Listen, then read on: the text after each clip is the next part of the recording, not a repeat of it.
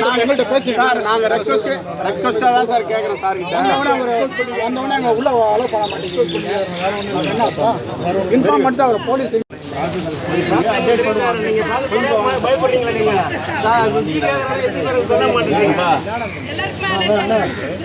ஒரு நிமிஷம் அங்க அது வேற டிஸ்ட்ரிக்ட் அது தெரியாது. சரி வாங்க எல்லாம் தெரியும் சார், தெரிஞ்சு தான் வரோம் நாங்கள்.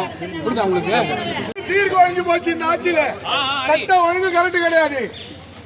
சரி சார், உங்க ரெஸ்ட்ரிக்ஷன் தெரியும் சார்.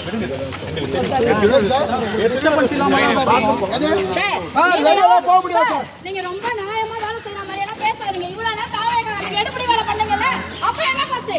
அப்ப என்ன சார் போச்சு? எதுக்கு சார் எம்எல்ஏ உள்ள விட்டீங்க? ஏதோ பணம் கைமாறல் ஆயிருக்கு. சார் இன்னைக்கு இது நடக்கல, நாளைக்கு நாங்கெல்லாம் பொம்பளை பிள்ளைய வச்சிருக்கோம். நாளைக்கு எங்க குழந்தைக்கு இது நடக்கும். தயவு செஞ்சு எல்லா வீட்லயும் பொம்பளை பிள்ளைங்க இருக்குது. அதான் சொல்றேன். ரீல்ஸ் ஆட்சில ஒரு ஆட்சி பண்ணிட்டு என்ன பண்ணாரு சிஎம் ப்ரோ? மத்தவங்க ப்ரோ சொல்லுங்கன்றாரு. இப்ப அவர் பதில் சொல்லுங்க. சார் நீங்க சரியில்லை சார். போலீஸ் எல்லாம் எடுபடி வேலை செய்றீங்க. உண்மையை கூட தடுக்கிறீங்க.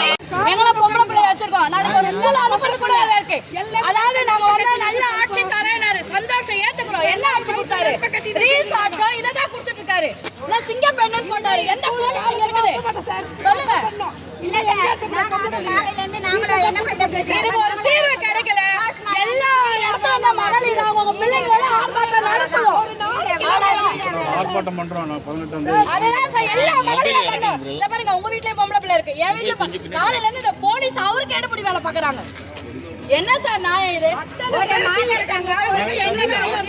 இல்ல இதுல வேற அவங்க தாயக்காக அவங்க ஒண்ணே பேசுற உள்ள போயிட்டு டீன்ல மாணவர்களின் சிந்தனைகளை வடிவமைக்க SNS இன்ஸ்டிடியூஷன், மாணவர்களின் தனித்திறமைகளை மேம்படுத்த SNS இன்ஸ்டிடியூஷன், மாணவர்களின் சாதனைகளை போற்றும் SNS இன்ஸ்டிடியூஷன் கோவை.